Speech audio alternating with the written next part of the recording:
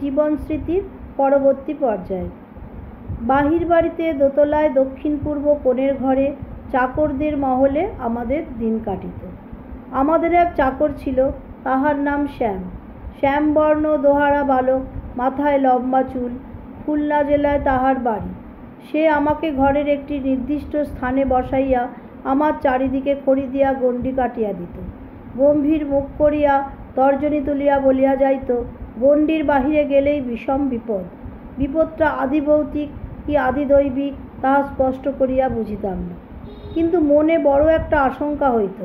গণ্ডি পার হইয়া সীতার কি সর্বনাশ হইয়াছিল তাহা রামায়ণে পড়িয়াছিলাম। এই জন্য গণ্ডিটাকে নিতান্ত অবিশ্বাসীর মতো উড়াইয়া দিতে পারিতাম না। জানালার নিচেই একটি ঘাট বাঁধানো পুকুর ছিল।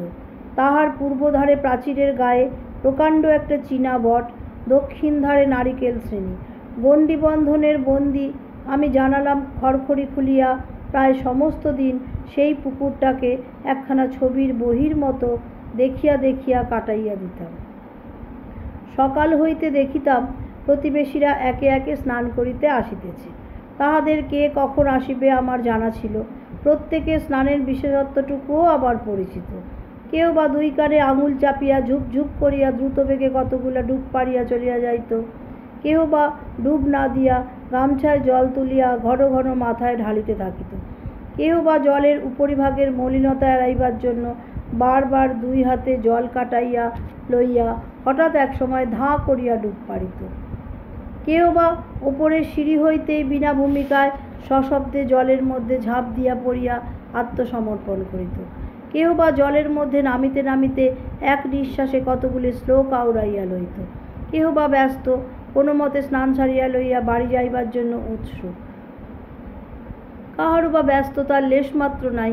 ধীরে সুস্থে স্নান করিয়া, গা মুছিয়া, কাপড় ছাড়িয়া, কোচাটা 2-3 বার ঝাড়িয়া, বাগান হইতে কিছু বা ফুল তুলিয়া মৃদুবন্ধ দোদুল গতিতে স্নানস্নিগ্ধ শরীরের আরামটিকে বায়ুতে বিকীর্ণ করিতে করিতে বাড়ির দিকে তাহার যাত্রা।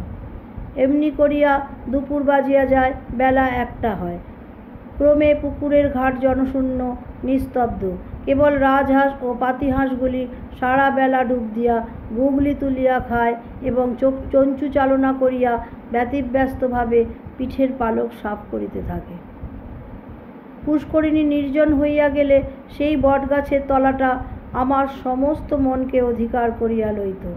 তাহার গুঁড়ির চারিধারে অনেকগুলি ঝুড়ি নামিয়া একটা অন্ধকারময় জটিলতার সৃষ্টি করিয়াছিল।